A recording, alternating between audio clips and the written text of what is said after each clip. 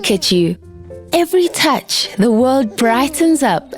Every giggle, warmth is restored to this cold world. Yes, that's you. Unexpected, but a beautiful bundle of everything soft and wonderful. This week on Woman to Woman, we explore the unexpected, unpredictable journey of being a teenage mom. Friday at 3 p.m.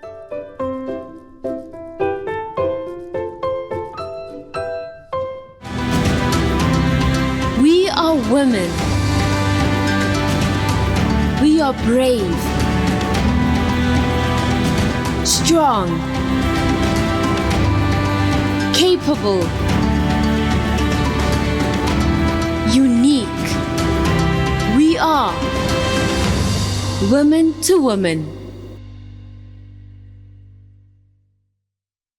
Good afternoon, South Africa, and we are still living week after week in the Youth Month here. You have learned why, and we have selected topics that are very appealing and necessary for the youth. We had a very exciting show last week. I'm sure you enjoyed every minute of it. I don't promise you're going to enjoy as much today's show, but I can guarantee to you it is as relevant as every topic we have been addressing during the month of June. Today, we are going to talk about early pregnancy. Of course, being in South Africa, we will have to attend to the reality of our country. However, during the pandemic, we saw this affecting most of the population of the world. Just to illustrate what is early pregnancy, it is women, girls, I would say, who fall pregnant in their young age before it would be 14 up to 19. Nowadays, we have been seeing girls from the age of 10-year-old giving birth. A child bring forth another child. We call it early pregnancy or teens pregnancy, and I think very soon we will have to adjust this name. We would like you to watch a video that is going to give you more insight of what we're talking about with real life experiences.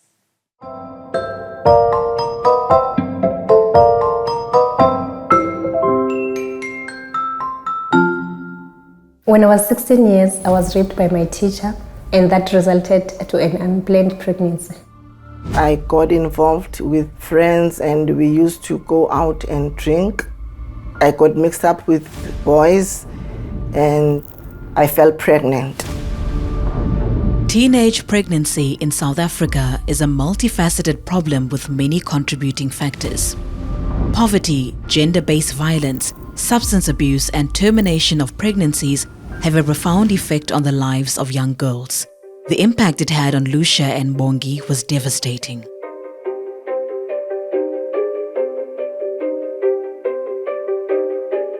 After the rape, I felt useless. I felt so bad because I had to drop out the same year because I couldn't carry on with my studies there. So it was so bad. I was delayed and I was so hurt. I was in boarding school. Even the matrons that were there never saw that I was pregnant. So I sought help from a lady that was a family friend who was a doctor, and she helped me to terminate the pregnancy. During the COVID-19 pandemic, teen pregnancies in South Africa rose dramatically. A Statistics South Africa report shows that more than 23,000 girls under the age of 18 gave birth between April 2020 to March 2021 in Gauteng. Among them, 660 babies were delivered by mothers aged 10 years and younger. Becoming a mother at a young age may also lead to mental health problems such as substance abuse, post-traumatic stress disorder, and depression. I cried a lot. I was always crying. I felt like I'm useless because I was hopeless. I thought my life was over. I didn't have anything. I didn't know what I'm gonna do because I feel like my life is finished. But the moment I realized that I'm pregnant, I wanted to abort the baby. The worst part was that that child came out from rape. Because first of all, I was still very young, and I didn't want that baby because it didn't come in a right way. I was only 16 years old. It was unwanted pregnancy for me. I wanted to abort that baby. I didn't want anything to do with her. I just wanted to kill the baby and destroy everything because I knew that as the time goes, it will bring back memories, bad memories for me. The termination had an effect on me because I was very young, and what the lady did was very, like, it's something that I had never thought that it would happen, like I would experience as a person. So it really worked in me, like it never gave me peace. What I would constantly think of what I had done. And so at least when I was with my friends out and drinking, I even started smoking dacha, and then I ended up being really addicted. Giving birth at a young age not only impacts on mental well-being, but can have a highly damaging effect on the physical health of a young girl. I was so ashamed because some people, they didn't understand that I was raped. Some people, they said I'm just a teenager who like things. They thought maybe I called for that pregnancy. But some of them, most of them, they judged me. They thought I wanted that it was a planned pregnancy. So that makes me feel so bad because they didn't understand the pain that was inside of me. Even some of my family members, they said, no, you wanted the baby. That was the worst moment of my life as a young girl, experiencing that and being alone with no one. I couldn't even share what I experienced with no one because it was like my darkest secrets, things that I did, on my own in the dark, and it was bad. Young mothers often carry their pain and scars into adulthood, and for Bongi and Lucia, life's difficulties continued.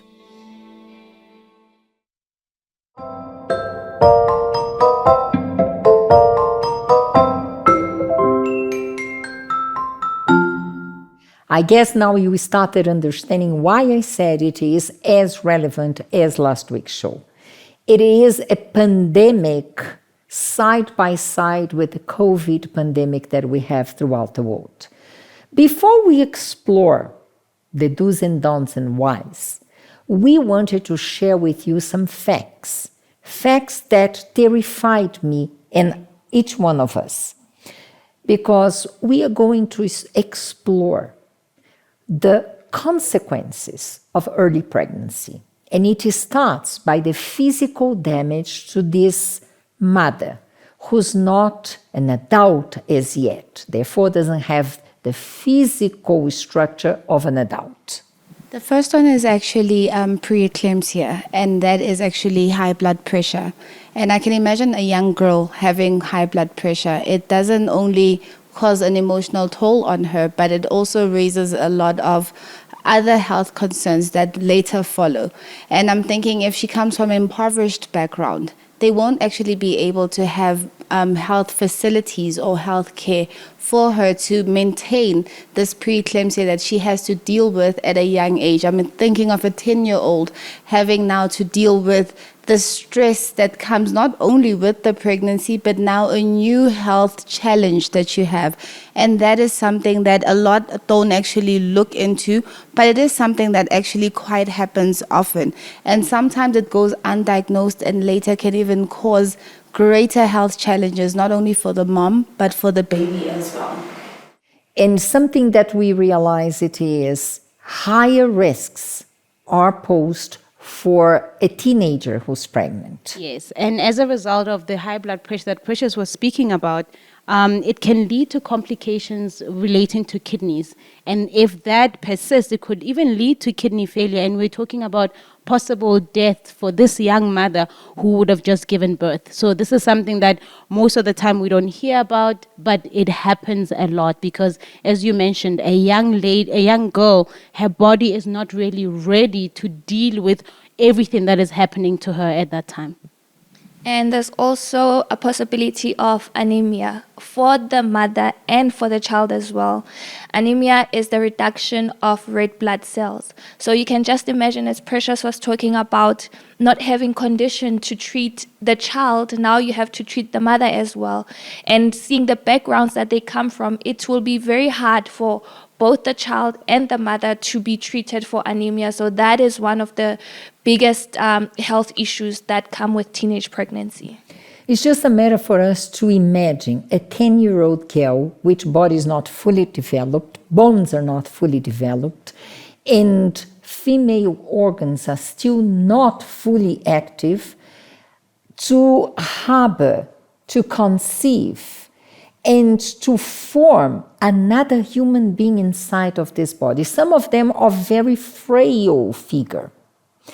But physical is not only the problem.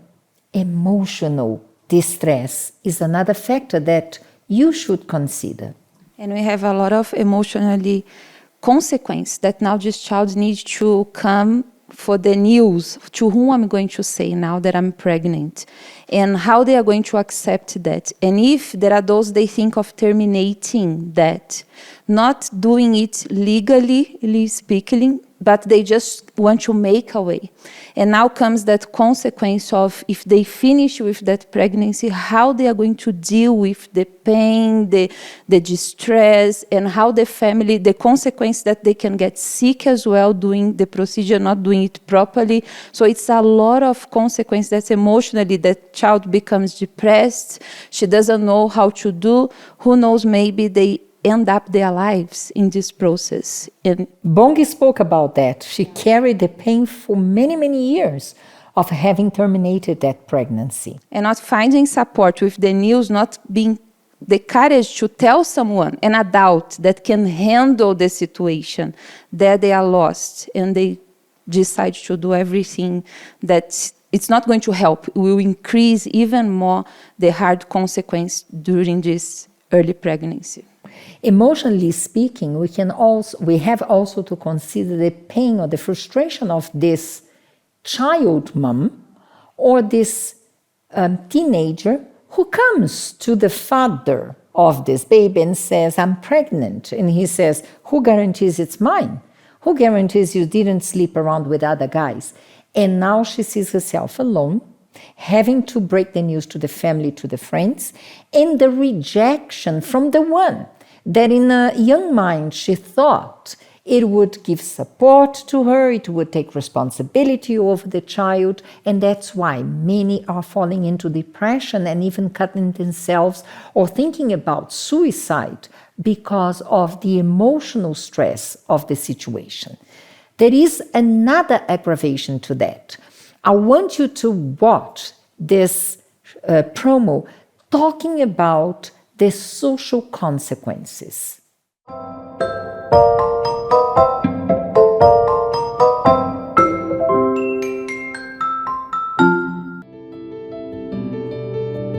Early pregnancy can have a tremendous impact, not only on the girl herself, but on the family. The social consequences, which are not always clear, can have a resounding impact on the young girl's future, on the family, and on the community's well-being. But how? One of the biggest social consequences is that it continues the cycle of poverty.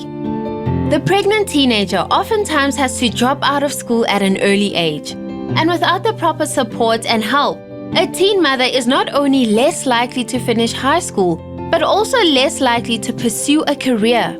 This directly affects their future, as education is a way for the young girl to empower herself and to become financially independent. Healthcare is expensive and often adds a further financial burden on the family of the pregnant teenager. The teenager might not be emotionally prepared to handle being pregnant. And this impacts the way they make their decisions, having a lasting impact on their lives. As you can see, the impact of early pregnancy goes far beyond what is oftentimes seen or heard about. Stay tuned as we explore more areas which are affected.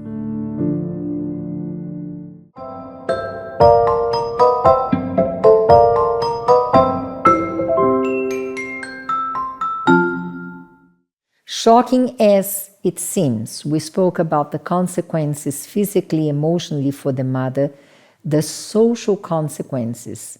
How about the babies? What happened with those babies? Okay. Any pregnancy that is delivered within less than 37 weeks is considered a premature birth. And with teenage pregnancies, a lot of them actually have a higher risk of giving birth to premature babies. Now, a premature baby, as we know, you can hear premature. So it means there are a lot of things that the baby hasn't developed yet, and they came out earlier than expected. And that child, in some cases, they're required to stay longer in the hospital. Now, that can be months on end of them trying to find out what maybe health complications they might be or what problems they might be that they need to sort out. Again, it goes back to the point we had earlier. What if that young girl is in a community where they don't have infrastructure for that? Or maybe if she doesn't have the support of the family and she doesn't know what to do. And those are things that often people overlook, and they actually end up, maybe we even see, I remember as a teenager, when the school that I went in, there was one of the orphanages we would go to, and most of the time it was premature babies. And that is because the young girls that would give birth, because they knew they didn't have infrastructure and a way of supporting those premature babies, they would just abandon the babies in the hospital and run away. And we sadly see that happening all the time. As a premature baby, the baby also likes to develop their body and everything, the consequence for the rest of their lives. So that consequence of not having the right time that they will develop everything, the organs and everything will damage, will compromise the whole life of that child. Because premature babies born to these young girls, another factor that happens is that premature babies are usually underweight.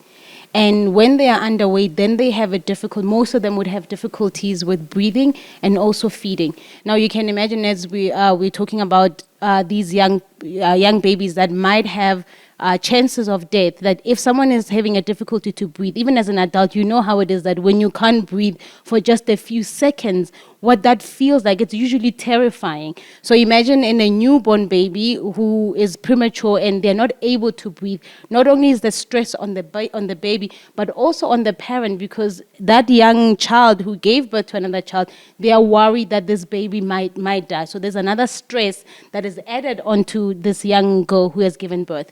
But I've also watched videos of mothers, how frustrated mothers become, and they are adults, when their babies cannot feed, because then it means that they're not getting nutrition that they need. And we know most of the time, unless there's a health reason with the mother, they always recommend, breastfeeding over formula or any other type of feeding a baby. Now, when this baby is finding it difficult to feed because they are underweight as a consequence of their low weight, they are also not getting the nutrition that they need, and that can also bring more complications, to the health of that baby, because they are not fully developed. They need all the nutrition they can get. They are not getting it because they are underweight, and it's difficult for them to breathe or to feed. Underweight also causes brain or short brain development. That is really one problem that people do not realize. And in the long run, this child will go with learning difficulties and, to a certain extent, learning disabilities.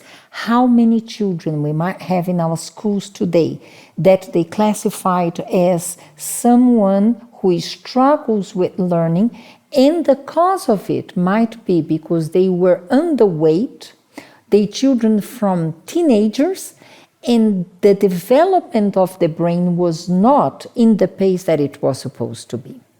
And as adults, these premature babies, they are more likely to develop diabetes and heart issues. So it doesn't only end maybe if they are treated as children, but they grow up with these issues because the heart was not fully developed. They had a lot of issues in them, and maybe they didn't get proper treatment. So now as grown-ups, they are faced with diabetes and heart issues. So it's a lot on the child, even as a grown-up. And teenage pregnancy, sadly, has also contributed to our mortality, the high mortality rate with kids. And it's because of everything that we have actually spoken about, because not all of the kids or all of the young moms have the infrastructure to actually care for that baby that has health complications. And depending on the place or the situation that they're in, if some issues are not caught on earlier, that baby actually ends up dying, and it becomes a tragedy within that community, within that family, and for that young mom as well, because it is quite traumatic. Because remember, they carried that baby within them, and some get used to the idea of being pregnant and they actually look forward to caring for that child. But then when the baby passes away, they are left depressed. We spoke about the facts and we gave you some sense of the backstage of everything that you see going around with early pregnancy. The things that mostly are not spoken of. Now we're going to get to the part that we envisage with the show. We are not disregarding those like Lucia, who found themselves in a situation of abuse, of rape, and they got pregnant at a very young age.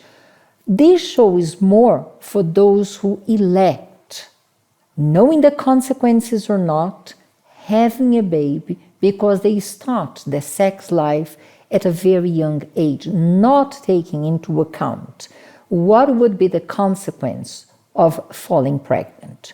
Before we go into the whys, and I think that is the interesting part for parents, guardians, and also for you teenagers to evaluate if you find yourself trapped in one of these whys that might lead you to start your sex life early, not to abstain, and find yourself pregnant. I want you to hear the account of this girl. And what she's going to talk about, it's quite common in South Africa. You grow up knowing that you have a sister, only to find out later on your sister is actually your biological mother. Let us watch.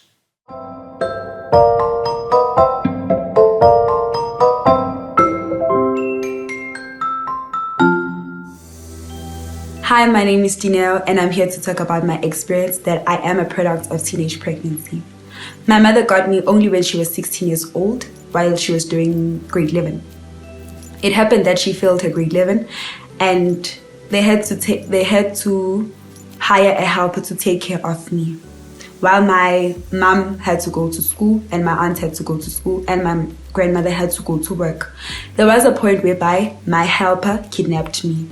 So they had to trace her down. Well, they called the helper agency. So they found us by the taxi rank going to another place. So it happened that my grandmother had to take care of me and leave her work. It happened that I only had the mother and daughter bond with my grandmother, not with my mother, because I only referred to my mother as my sister. So I had to adjust that my mother is my mother, she's not my sister. So I had to work on the relationship of a mother and a daughter with her. It was very hard because it came up to a point whereby she was very protective of me when I reached the age of 16. The whole family was worried about me, that will I make the mistake that she did. But then as I was coming to church, I learned that I need to be different. I need to have my morals. And today I'm 19 years old and I don't have a child, and that's my experience.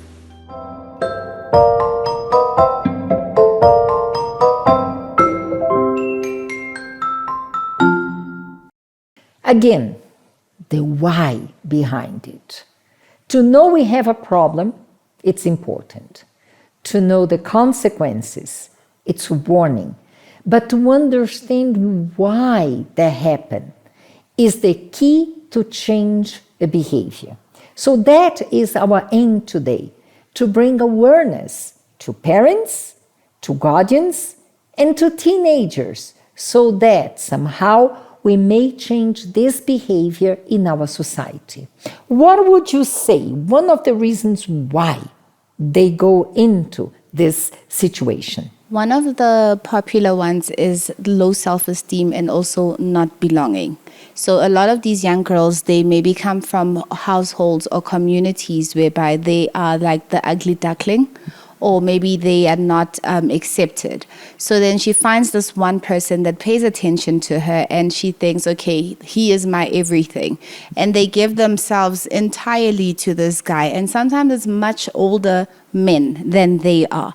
And this man has his own family, he has his own wife. And this young girl thinks, no, he's going to actually leave everybody for me. But they don't actually realize that in them actually deciding that I'm going to listen to whatever he says, it means now you love the lavish gifts he's giving you or the attention that he's giving you. Sometimes there's no gifts at all, but it's just having someone that they can speak to, someone that they can spend time with when they feel like they're lonely and alone. And in order to keep that person, when the boy says to them, okay, now you need, and I think in South Africa in the past they used to say you need to prove that you love me, and the proof meant going to bed with that person and having sexual relations with that person.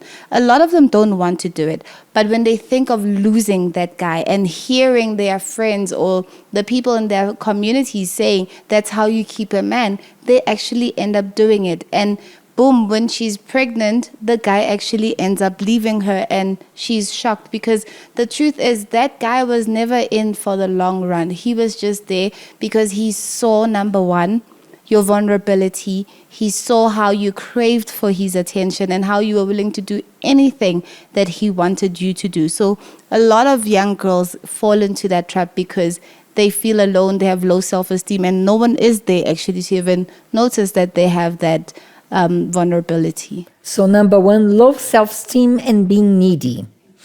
Do you think peer pressure from the friends would play a role in this situation? Yes, it does, from the friends, because if I'm in a group of friends that they believe in keeping a man, and the only way that you can keep a man or trap a man, for some people it's like, okay, I'm gonna trap him and I'm going to trap him with this baby so that he will always be in my life.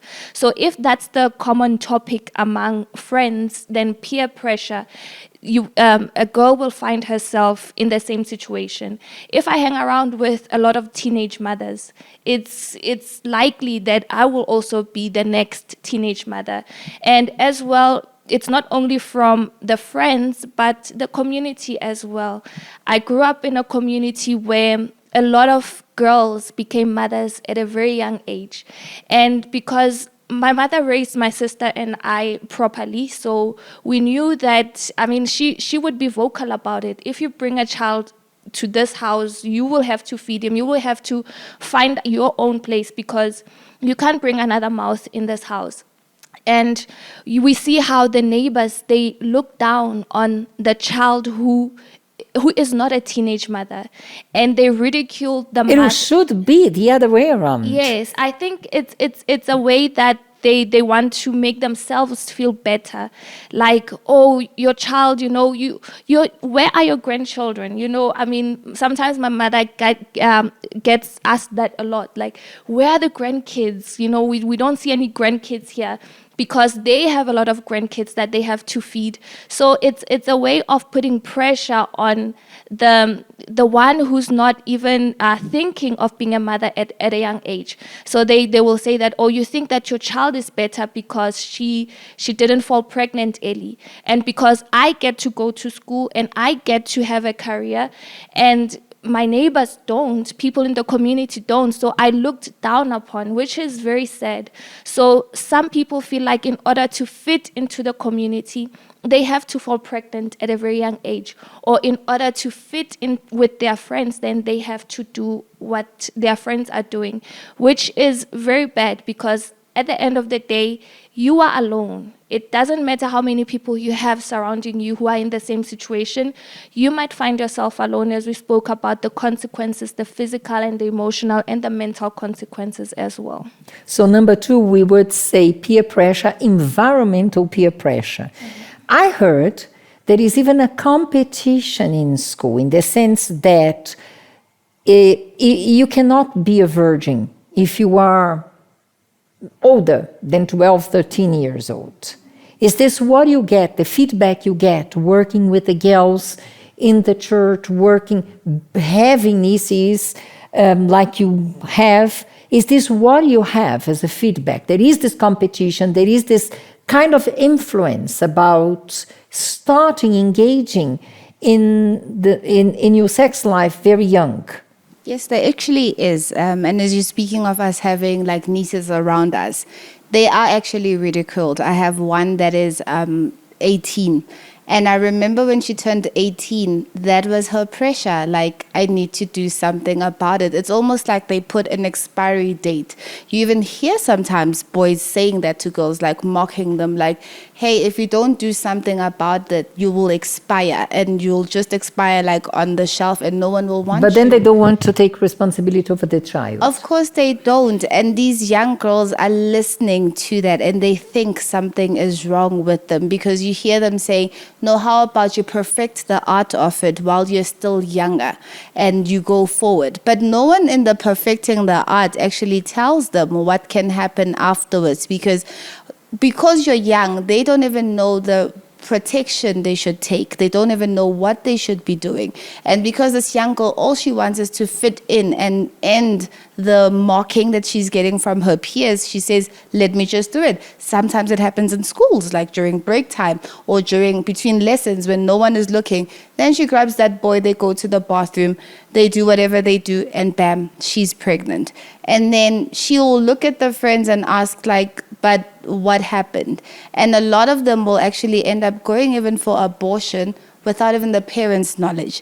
And we can't even imagine the worst things. We hear of girls dropping in the street because she went and had a backdoor abortion that the mom didn't know about, the teachers didn't know about, but who knew? The peers. And the same people that you're trying to impress when you're sleeping with a boy at 12, at 11, at 10 are the ones that still go and gossip about you and ridicule you and deem you like cheap, that anyone can have you whenever they want. So it's backhanded, like it's a backhanded thing. So a lot of them do feel that pressure. And it's shocking at how now the age is getting lower and lower, because for us it was, you can't get married a virgin. But nowadays is you can't turn 13 a virgin. Something is wrong with you. It means you're ugly. And some of them, to feel like they're not ugly, they actually succumb to that because they want to feel valuable and think that they're beautiful. You were mentioning about another kind of influence, and I think this is very predominant lately. So there's also the factor of alcohol and drug use. And it's not necessarily alcohol and drug abuse at that age. But when you are young, you don't really have alcohol available to you all the time. So what happens is that when they do have alcohol, maybe there's a school outing or there's something happening at school, or they just went out with their friends on a particular day, they binge on the alcohol. And the best way to explain is those people who are bulimic, that have eating disorders, that they will eat a lot of food only to, throw it up, but they don't eat a normal amount. They eat excessively. So with young people as well, what's happening is that they binge on alcohol and drugs. And we know that alcohol and both alcohol and drugs will affect your ability to think and reason and make wise choices. So when they get together for events or on a Saturday when parents are not around, they binge on alcohol, and that's where a lot of irresponsible, I can't even say irresponsible, because if you are 10 years old, you have no business having sex. So that's when a lot of sex happens, unprotected sex happens, and they fall pregnant. If they were binging and someone is not used to drinking alcohol, because they are kids, they don't drink every weekend, they don't have, alcohol and drugs available to them all the time, they may not even remember which of the boys they actually slept with.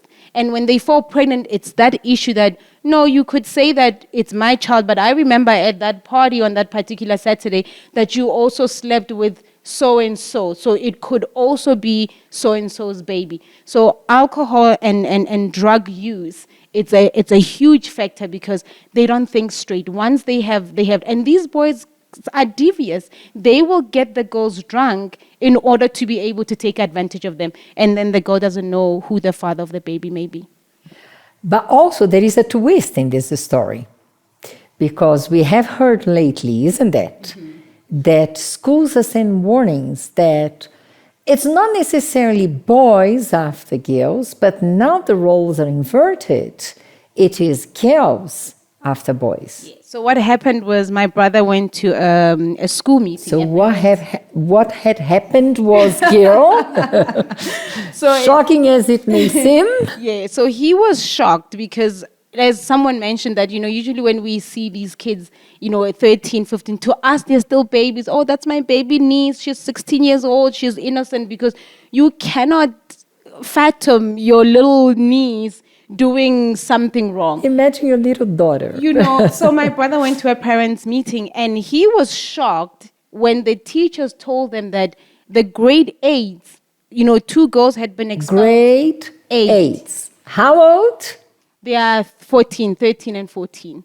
So 2 girls had been expelled the week before this meeting because the girls are the ones who are dragging boys into the bathrooms to do wrong things with them. Touchy-feely, sleeping with them, all kinds of things. So now the girls are the ones who are going out there to hunt for these boys and, do wrong things. And it reminds me of a story. When I was growing up, we used to grow up in a community, in communities where they would always say if a girl fell pregnant young, they expect, let me say unmarried, they expect that the boy's family should come and pay damages because they say you damaged that out of person. The wedlock damage. But my mom used to get upset. I remember my brother, he was already my brother is 8.5 years older than me. So he was already beyond teenage years, maybe early 20s.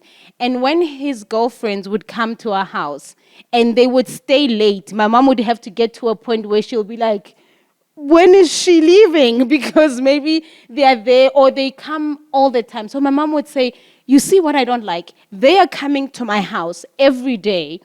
And then when they fall pregnant, I'm going to be expected to pay damages. But they were the ones coming to my son, and they're the ones damaging my son. So it would always be that inverted thing that even at that time, it was starting this trend that the girl would be going to the boy's house. And mom would just not understand, when is she leaving? She was here yesterday. She's here again today. And when she falls pregnant, I have to pay damages. And she's the one damaging my son. So I have questions here that are going to be like bombs dropping. I'm going to ask, do you really think that sex education in school, free distribution of condoms, are helping these girls to be aware of the consequences of early pregnancy? I'm also going to ask, what is the role of parents and guardians? And are we failing somehow? But the answers to all those questions, if we would have answers, will be just after the break. So you have to stay tuned because there is so much more coming about. For the girls out there, if we are unveiling some of your secrets, forgive us. But we hope today you're going to be aware more of the consequences of those actions and choices. We are going to be right back.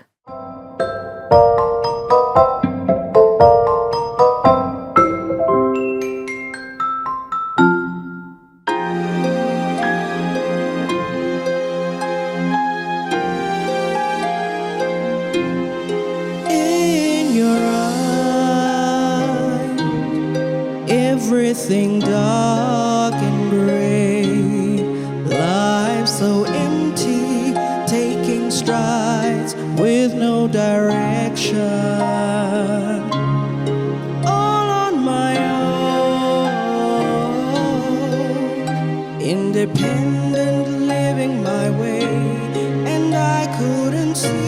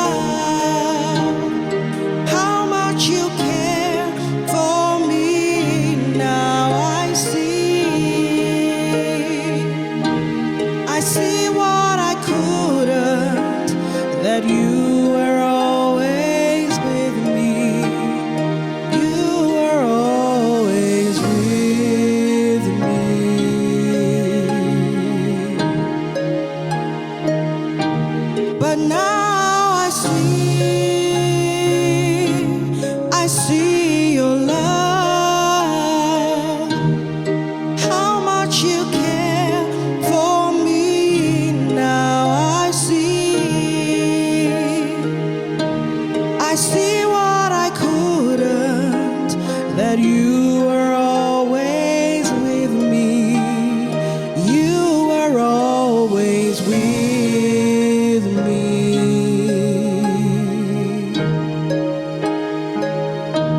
And I couldn't see that I was never alone, running away from your love, wasting my life in sin and not seeing you.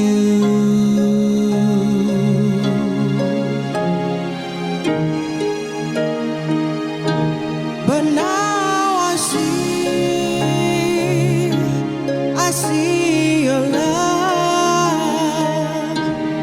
how much you care for me. Now I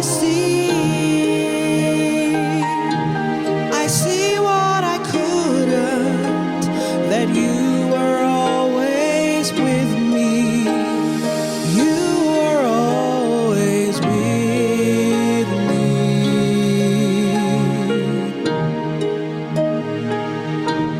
But now I see your love, how much you care for me. Now I see what I couldn't, that you were always with me. You were always with me.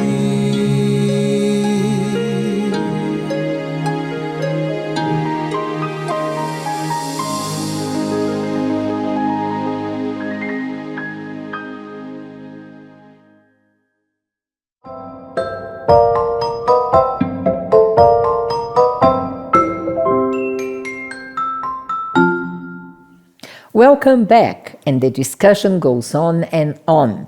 So we are going, before answering the questions that I raised here, we are going to talk about another sort of influence. Influence now is on this side. She's bringing up all the influences, and now there is another one.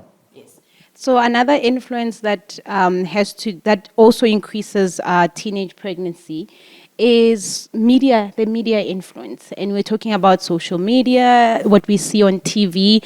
There is a lot of availability of sexual content on phones and on TV shows that usually used to be like family shows that would show at like 8 o'clock in the evening. They also have sexual content. So kids are exposed at a younger age to sexual content than how it used to be in the past.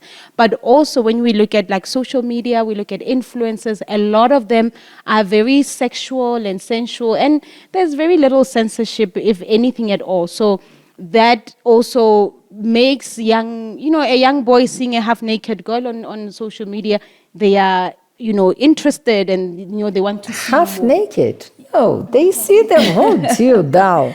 So the same happens with girls, because we have shows, I don't know here in South Africa, probably on one of these other channels that they like to do these reality shows that are really horrid.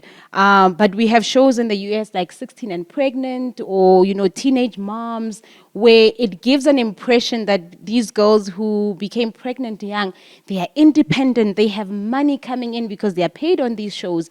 They have freedom that they as regular teenagers don't have at home. But these ones, because they already have kids and they are earning money one way or the other, now it seems like, if she can do it, I can also do it. One thing that stood out to me, I remember a few years ago, one of these celebrated media families in the US, well-known family, I think she was 17 at the time, their 17-year-old fell pregnant.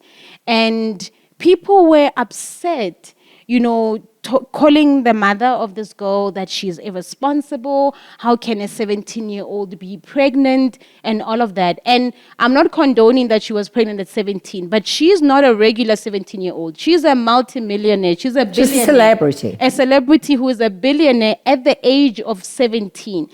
But then what I found interesting was that people were not just upset that, she's 17 years old and she's pregnant. People were upset that, she's an influence to our children. And now our kids are going to be falling pregnant because she's pregnant.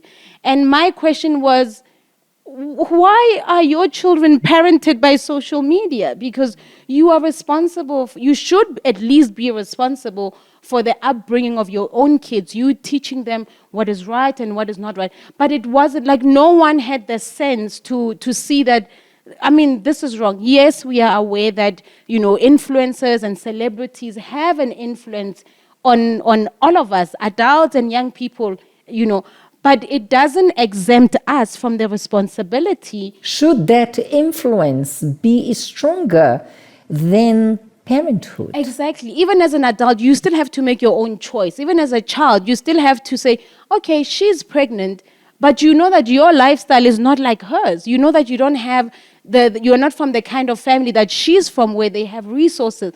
So people were taking this family that their 17-year-old was pregnant, but no one was taking responsibility to say, even if celebrities are saying wrong things or they're doing wrong things, I will still teach my kids what is right and what is wrong. And yes, they may not listen to you, but you would know that you did the job. But these days, it's like kids are being raised by iPads and social media and TV, and people are not taking it. It's almost like celebrities have to live their lives thinking about someone else's child. The fact that your child is watching these shows at a young age is already a problem, because as a parent, you should not be giving them access to these type of shows. So that I found interesting. And my question was, where are the parents? And that was my question. Are we as parents doing enough? Doing our job? Are we taking care of these kids? Do we have a line of conversation? Yes, unfortunately they don't. And it made me to remember when I got married, my mom never spoke to me about sex and how I would have a life after marriage. At least with me it was after marriage, but in nowadays we see the kids doing it on the TV, the celebrities. So parental guidance is missing there. They don't have parents, they don't have older people. And I remember I got married first than my sister. So when came the time of my sister to get married, I was there to guiding her, even not being the mother, but someone who was conscious, who was guided. Thanks God, by then I had someone who guided me, was not my mom, was so shameful to talk about it in the house. That, that tradition, like, no, we don't speak it. These words here, we don't say.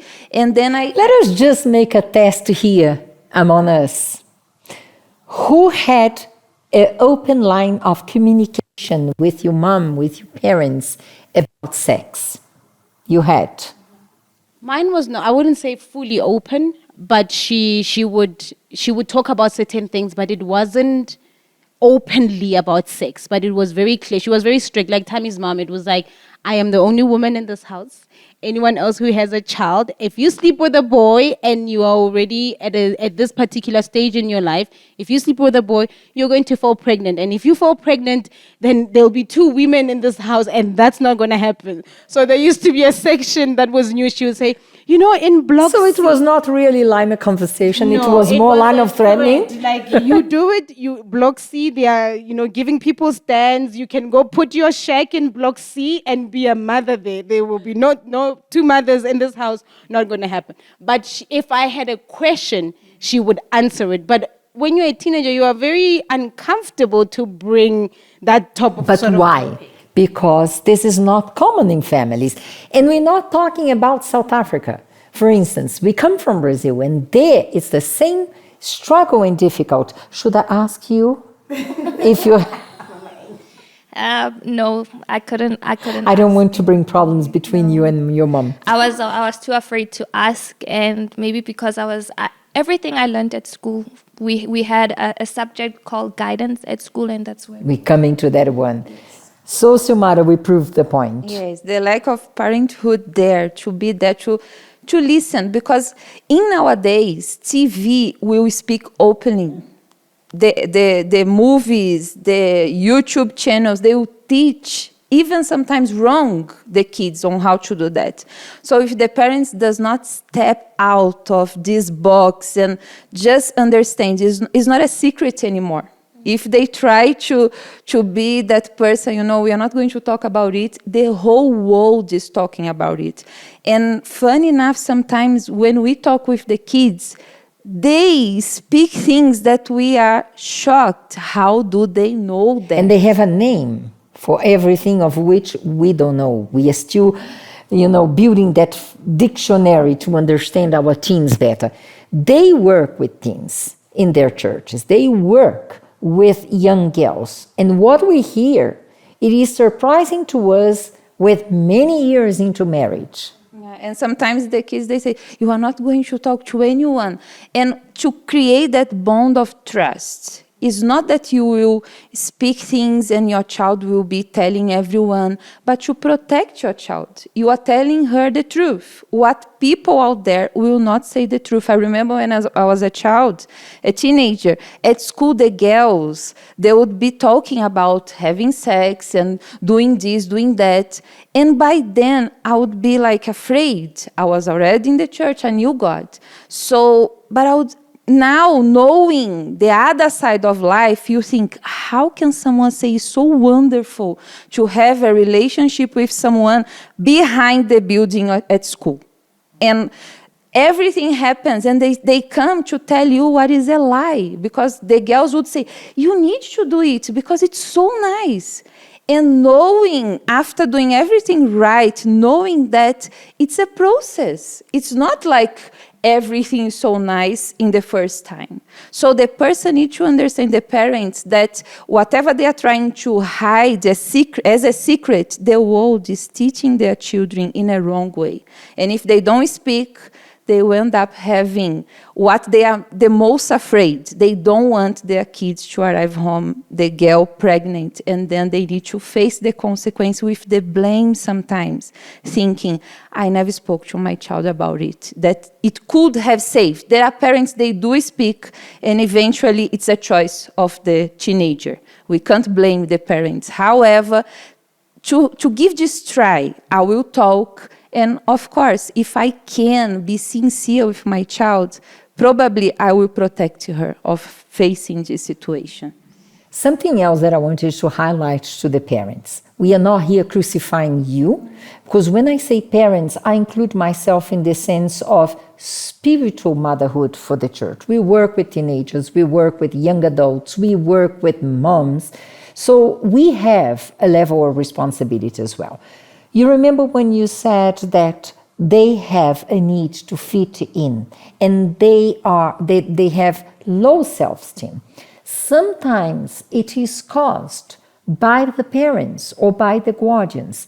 Of course, you are busy working hard to provide the best you can for your child, to pay a private school, to now being able to afford some of this tech tools that they need to study, and it's costly, but you are not giving them enough attention. Not only necessarily to have a line of communication about sex, but to have a line of communication in every way possible. Maybe your daughter sees herself as the ugly duckling, and you don't know, because for you she's beautiful, but did you ever tell her how beautiful she is, how important she is for you? And because she doesn't have that care, that love, that attention, sometimes to the extent she needs as a teen, not to the extent that you deem necessary, but to the extent that she needs, she is looking for attention, and she's looking for those words in other ways. And there is this guy who doesn't want to bond. He doesn't want, girls, pay attention. He doesn't want affection.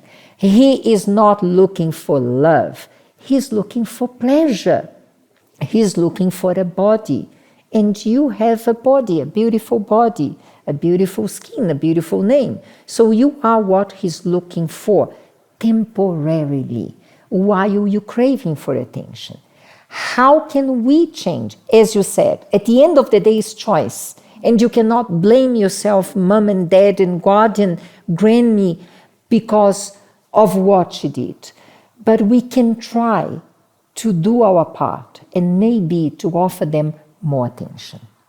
Now, my next question, before we go too much after 1 hour show, do you think schools, because you said you learned from school, how much it was effective, or do you think that somehow learning about sex in school is triggering their curiosity?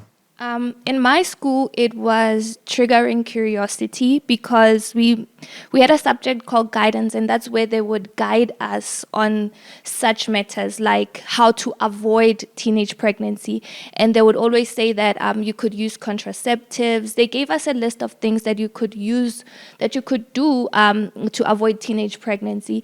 But unfortunately, that spiked curiosity in a lot of girls at school, and they started using contraceptives. In my school, we did not have cases of teenage pregnancy because most of them who were engaged in sexual activities used contraceptives. But the problem was that then the teachers would come back again, the older teachers, and they'd be like, because like it's school holidays, you come back the next year and your body has changed a lot. And they'll be like, we know what you're doing because we see how your body changes.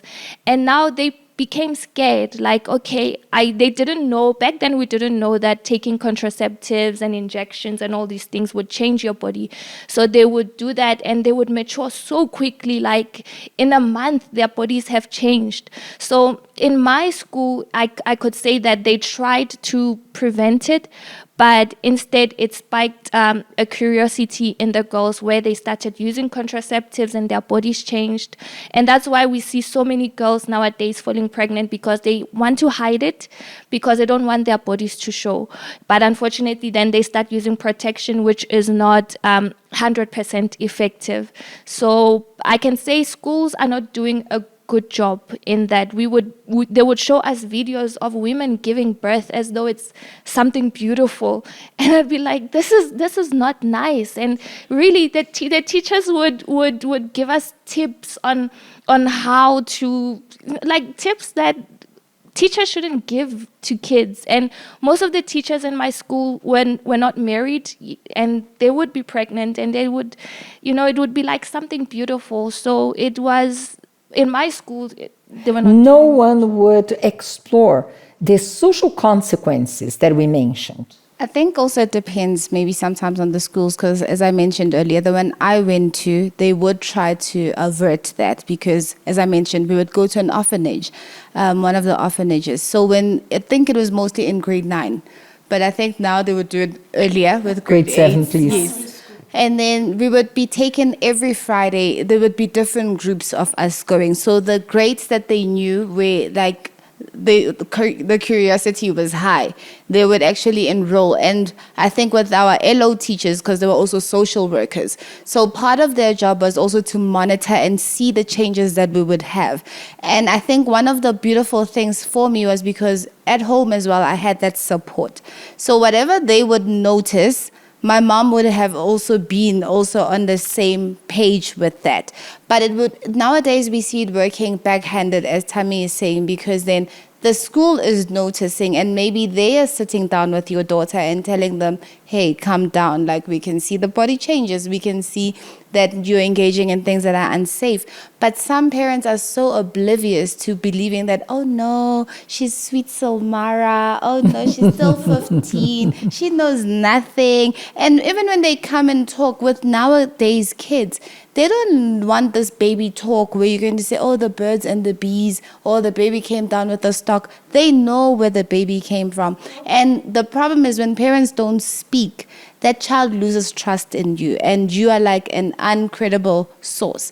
But then whoever's giving them attention, thank God in my case, when we would go to those orphanages and you'd see that little baby, it would be scary because, as Tammy is saying, when we look at newborn in LO class, the baby is beautiful. They have hair, they have 10 fingers and everything. But the orphanage you would go to, sometimes the heads of the babies are big. Sometimes the baby's too tiny. Sometimes they are hooked to oxygen tanks and stuff. And I remember, funny enough, some parents were not happy with that. They would complain oh no, you're traumatizing our kids. They will never want to be moms. But that was good for us to see what can happen, the flip side of it. But the problem is when we just want someone else to take the responsibility, and that's what the age we're living in. Parents want, as Dumi said, the tech to be raising the kid. We want the pastor's wife in the church to be the one that's speaking to your daughter about it. But wait a minute, if I, Precious, that's not a mom, can sit down with your teen and speak to her about it, which we don't mind at all, we love doing it, you can also do it, and she'll be much more happier, and it builds a bond. Because I remember whenever something would happen, I would always go back to my mom and relate to her hey, this happened, that would happen. And as Dumi said, I think some misunderstand open communication and thinking the child will disrespect. No, you as the parent have the ground rules, because there were times I remember my mom would say to me, calm down, young lady, you're not talking to your best friend now, I'm still your mom. Then I would quickly remember okay, I think I'm getting out of hand. Let me come back and reel myself back in. And I think also we might be having this problem as well because maybe the mom as well was a teenage mom. So she didn't get that guidance. So she doesn't know now how to address it with her daughter, because sometimes that child knows, you had me at 15. At least I'm 18. I'm much more older than you were when you had me. They say those types of things. But because we are afraid of maybe tackling the issues that we are seeing at hand, some parents, they know the child is pregnant, Miss Masa, and the mom decides to say, let me keep quiet. And when I can imagine the guilt she feels as well. You could see the change. You could see her tummy growing. You could see, and then one day it all stops. You know what happened, but because they are all worried about also their name in the community, they want to be seen as this mom that is strict and tough.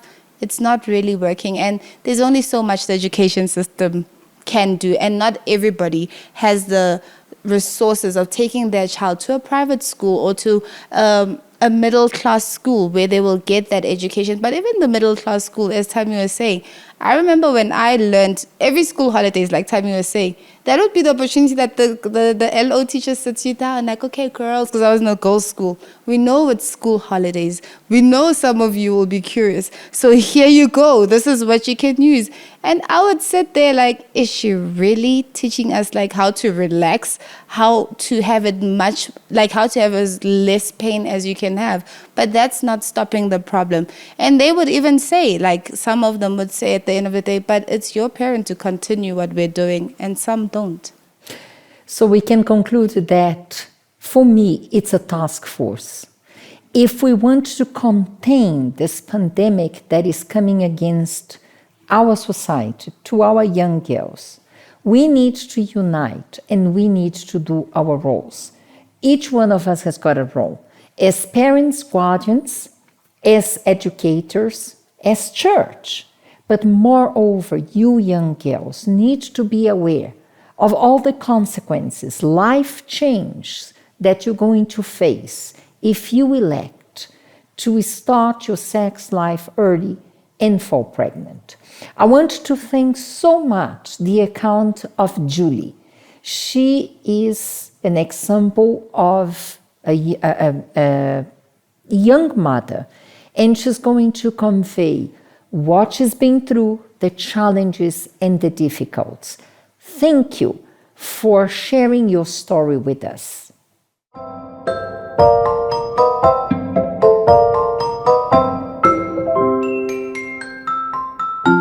Hi viewers, my name is Julie. I fell pregnant when I was 19 and I was in my last year in high school. So I was about to go to varsity. Then I fell pregnant and I had to drop out of school from then. When I found out that I was pregnant, everything, my world, everything came to shut down. My world shut down because I was so much overwhelmed and angry at myself for whatever that I have done. I felt so stupid. I felt like I was the most stupid person that that was ever alive, because how could I not see? How could I make such a mistake? So from there, I felt angry at myself. I felt lost. I felt desperate. I felt like my world had come to an end. And I wasn't dating anyone. I was single. I had kept myself until that age. I was still a virgin by that time. And then because of peer pressure, I wanted to fit in school. I wanted to feel what other girls were telling me about. I wanted to appear clever, not stupid, as the other girls were referring to those girls that were virgins at that time. So I wasn't dating him to say, but it was just a matter of saying, okay, this guy could provide for me this and that. And then that's when the relationship started. The relationship started with only intimacy only. There was no love, nothing there. And I broke the news to him. To my surprise, he told me that, why were you so stupid? Why didn't you do like other girls, like other women? Why didn't you at least prevent the use contraceptive pills? So, and from there, he told me that he had someone that he loved, not me. He wasn't looking he was not looking at anything with me. There was no future with me. When he told me that, it was like a knife was put in my heart. It was like everything came down crumbling on me, because I thought, this is the end of me. What was I gonna do from there? And then when he told me that he never loved me, he never cared about me, it was like he pierced my heart, because the pain that I felt that time, the anger that I felt towards him and towards me, towards myself, it was extreme.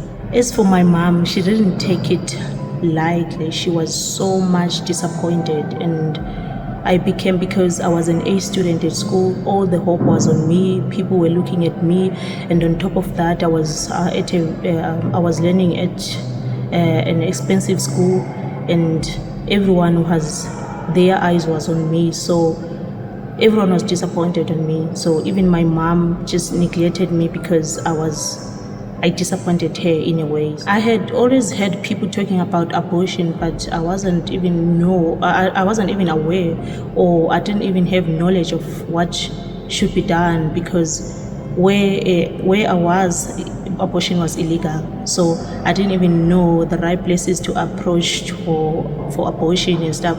It came to my mind, yes, it crossed my mind, but I was too afraid to, because I had seen other people with the consequences of abortion. Some were getting sick and some were dying of it.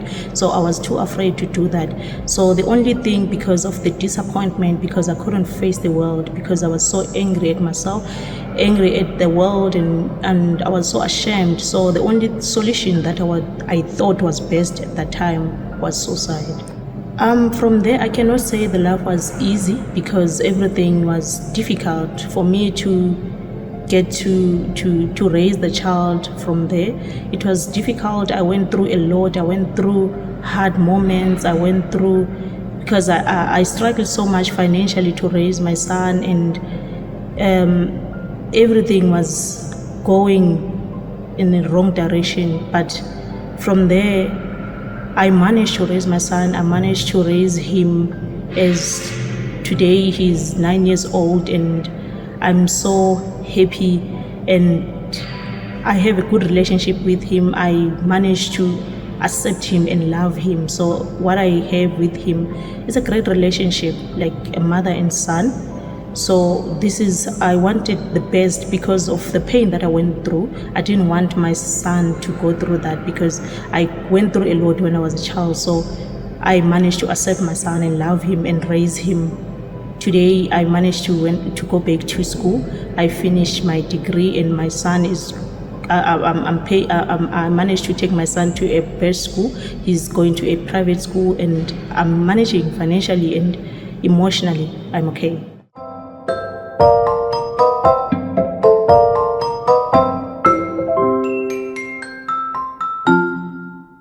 In the church, we give so much value to family. And I know you're going to tell me, but in the Bible it is written that children are the blessing of God, and I'm not going to dispute it. However, did you ever consider the purpose of God for family? The purpose of God would be that children would be born from a healthy marriage, where husband and wife would know their roles as mother and father, and would bring those kids with the love, care, and with the principles of God. Kids are a blessing from God, but unfortunately, after all that we heard during the show, and all the challenges that our kids are having by bringing forth children to this world, we need to reconsider if using the Word of God to justify the children around, unwanted pregnancy, the teenagehood pregnancy, single motherhood, it's really the blessing that God has purposed for you. I wanted to share with you this Bible passage that says, "But let each one examine his own work, and then he will have rejoicing in himself alone, and not in another. For each one shall bear his own load." Now I'm going to make an appeal to you, who's a young lady, who might have low self-esteem, who might be needy, who might be curious, who might be going through peer pressure in school. You might be influenced. You have seen these baby showers with all the glamour and the photo books of the mom pregnant, and you like this guy, and you have your sexual appeals, and the hormones are playing in you. Examine yourself. Is it worth it? Because what God says here is, each one shall bear his own load. The more support you have, it will be welcoming. But at the end of the day, who will need to deal with the consequences, physical, emotional, and spiritual, of your choice of bringing forth a child when you don't have a family structure, you don't have a father figure, and you are not prepared to be a mother figure to this child, will that bring you joy? Will actually that be according to God's purpose to your life? You come to church, you pray, you ask God for direction, you ask God to bless your life. But without realizing, with your choices, you may be going in a path of self-destruction. You might be anticipating what was meant to be a blessing from God to challenges and trials, which you don't need. So I want to pray for you today, so that you consider not the glamour, not only the sex appeal, but the consequences that you will need to deal, the load that you will need to bear if you so decide to engage in this life of relationships here and there, believing that you are proving your love, when as a matter of fact you know he only wants the pleasure of the moment and not the responsibility. Please let us pray for you right now, because today is a day of decision for you.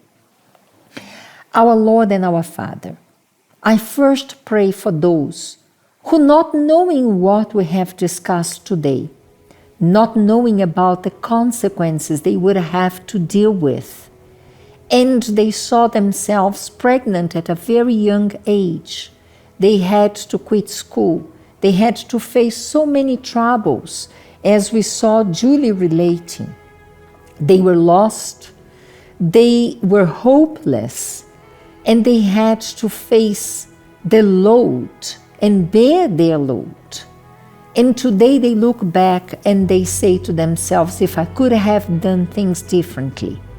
We cannot go back to the past, my Lord, but give them the peace and the confidence about the present and the future, that they still can build their lives. I also pray for the youngsters who did not fall pregnant, but somehow they taking chances. They look at their mothers and say, but you also had me when you were so young.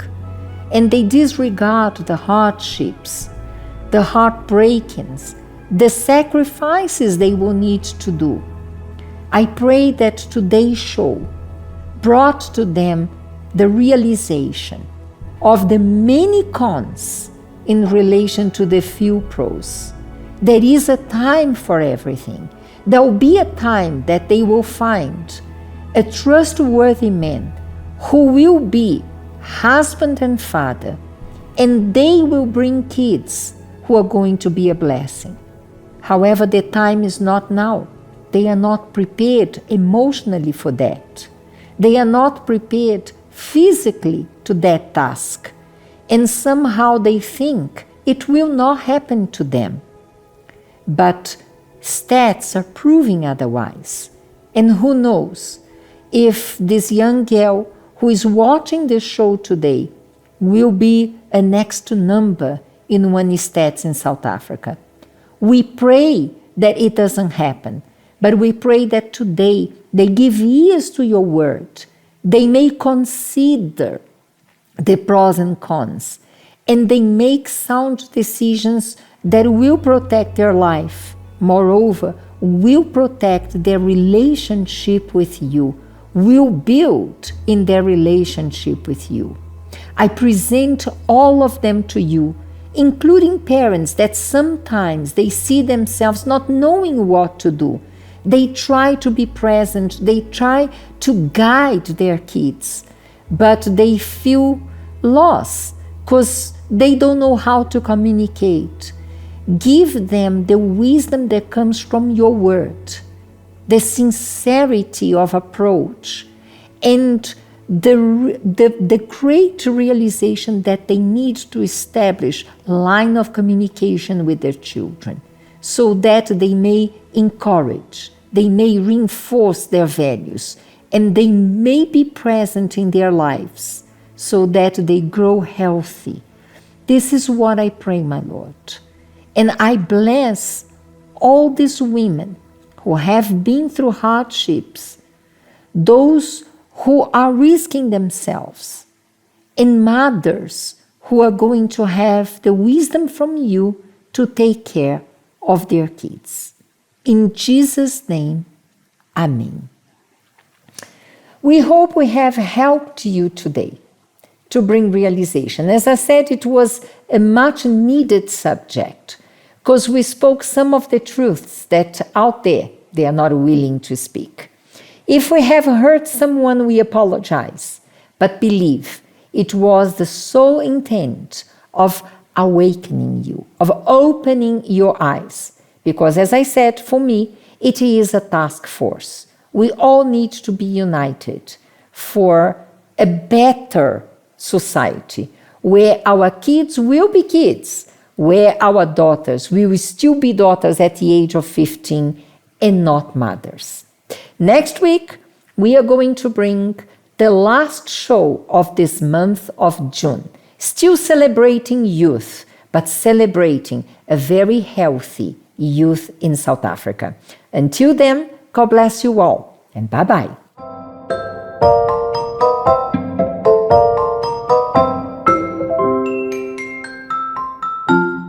To be or not to be. Shakespeare put it best. Here thy stand, between thy present and thy future. Do you keep moving forward against the storms and conquer another day? Or do you stop, quit, and evaporate into the problems? To be or not to be, that is the question. Get ready. This Friday at 3 p.m., we are taking a different kind of journey, and this you don't want to miss.